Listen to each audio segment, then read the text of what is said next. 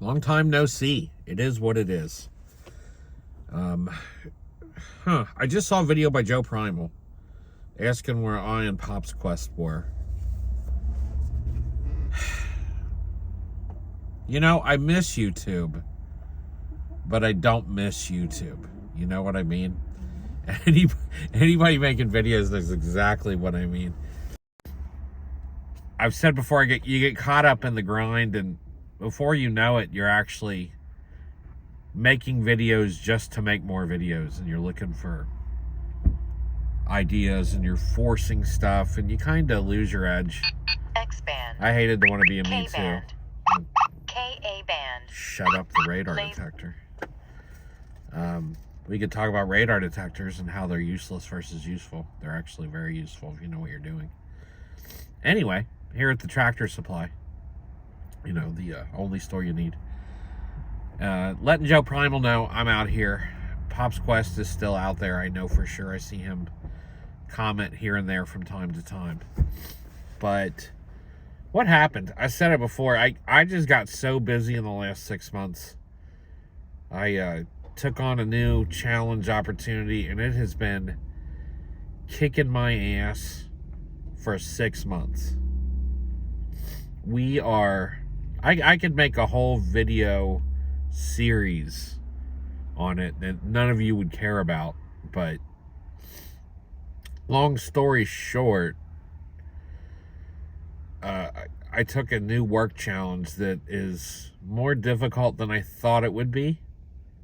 I've learned a lot about myself. I've learned a lot of my flaws. I've taken some really tough 360 leadership classes in the spirit of Carl Jung, or Jung, as I like to say to upset all the psychology people.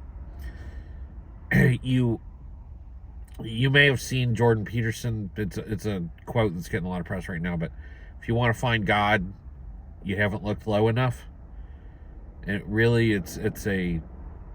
you've got to look at your own flaws, examine your own flaws, confront them, and then you've got to go through that uncomfortable period where you acknowledge that you have these flaws and work on them to improve them.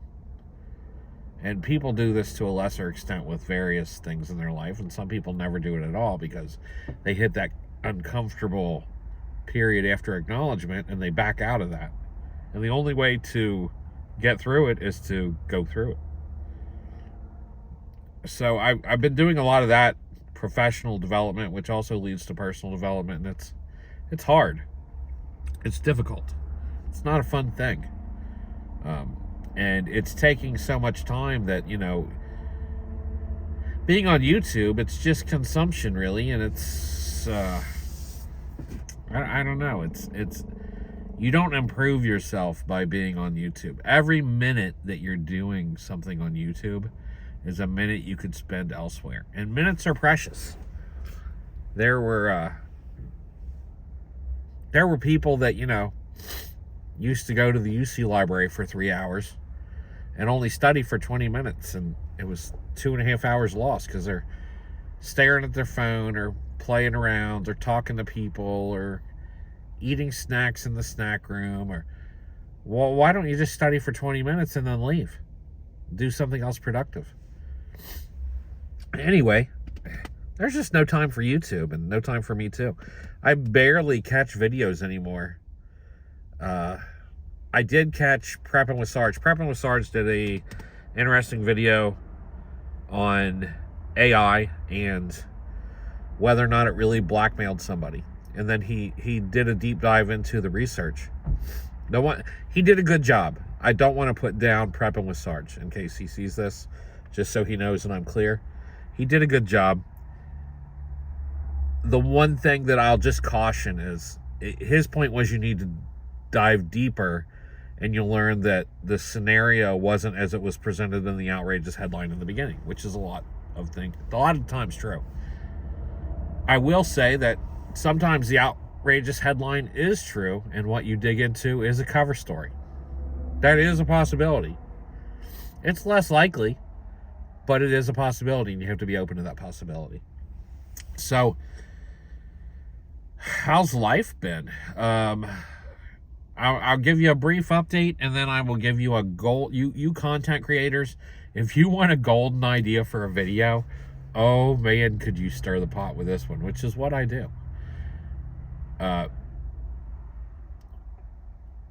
Here's what you do. You take ChatGPT 5.2. I think it's on 5.3 now. I don't know if 5.3 is in the wild, but 5.2.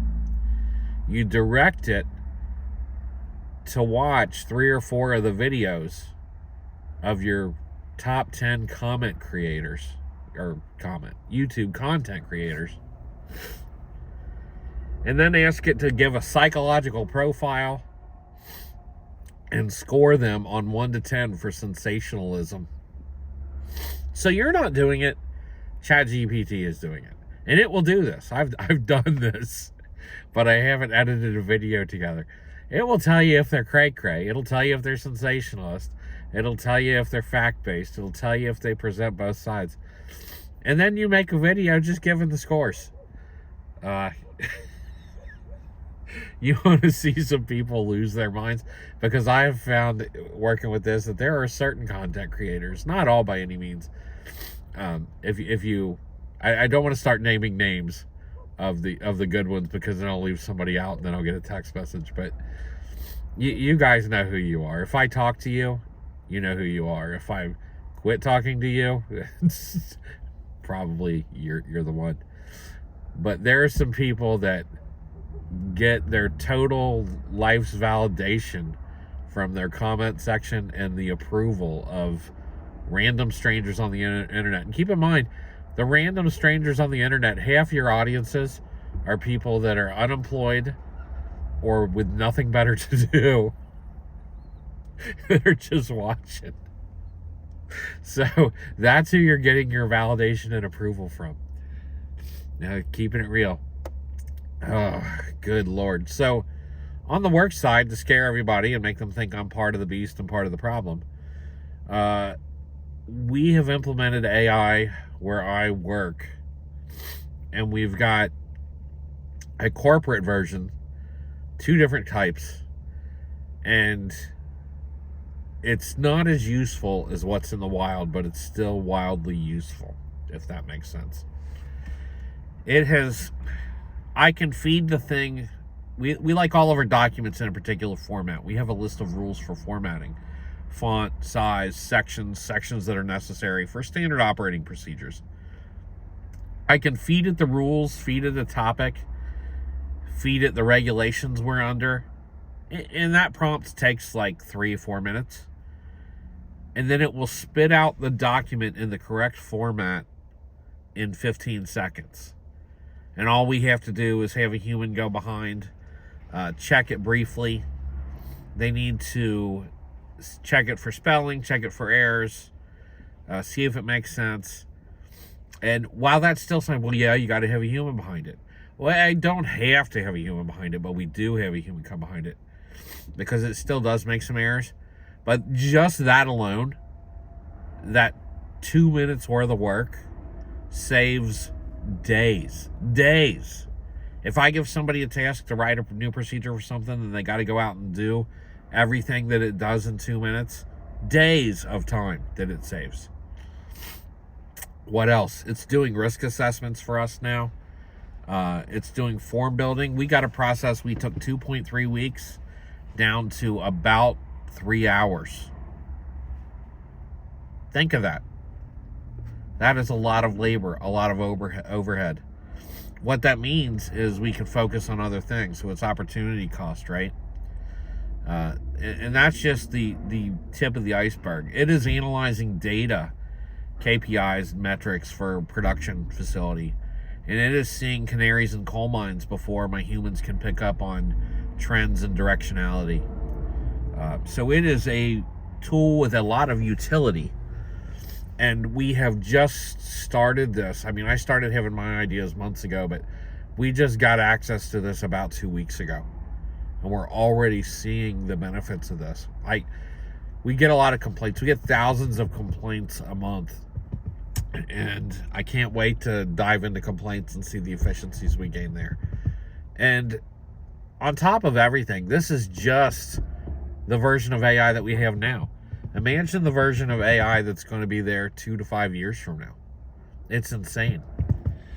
By the way, the JOLTS numbers came out. If you saw the JOLTS numbers, the jobs numbers, they come out once a month. You should pay attention to that. Stock market immediately responded within 10 minutes. Got two people snow fighting here. Immediately responding within 10 minutes. That's a pro tip for you if you want to actually make money in the stock market. You need to know when certain reports come out, and they come out like clockwork, and what the likelihood is of them impacting the stock market, which they do every time. And if you know which way those numbers are going, you can predict which way the stock market's going, and you can get in or out. That's called trading. It's not called day trading. It's not called investing. It's called trading. So that's a pro tip. You mix AI in there and you can make some real money. So anyway, that's what's going on. We haven't fired anybody yet. Dun, dun, dun. That'll get the comments. I don't think we will for AI. It's more of a bottom line thing than anything else for most businesses anyway. The jobs numbers, though, that came out, like I was saying, I think it was the worst case scenario since 2009. It's going to be an interesting summer. You know, along with ICE, along with Trump not backing down, along with Russia, along with Iran, or Iran, depending which part of the country you're from. It's going to be an interesting summer. A lot of activity, a lot of protests. These people were motivated and organized. Had some professionals out there. Just think what it's going to do when it gets warmer. So, I'm not in that mix. I got my own problems. But that's where I've been. Hope everybody lived through the snowstorm. Hope you come out on the other side. I've got a lot of traveling to do, as well as the work to stay busy. So, I'm still here. I'm just not making stuff. No need. No great calling. And it's been a lot more pleasant with that aspect. If you want to work on yourself or improve yourself, I would suggest